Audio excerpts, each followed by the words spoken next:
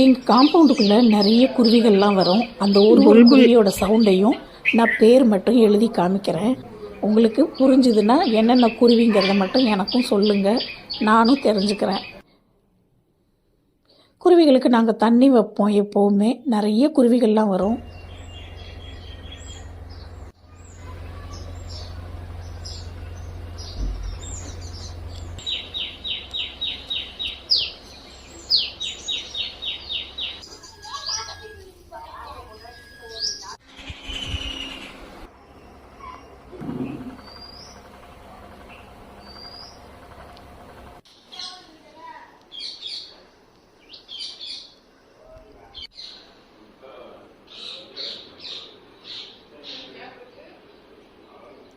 இந்த கிளிகளோட சவுண்டை கேளுங்க. டெய்லி இந்த கிளி எங்கள் வீட்டில் இருக்கிற மரங்கள்ல எல்லாம் உட்காண்ட்ருக்கும்.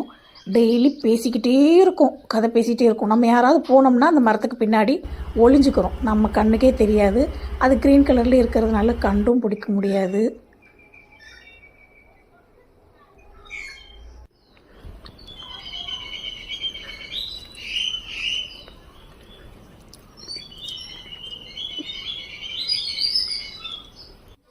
பாரு எப்படி உட்காந்துருக்குன்னு.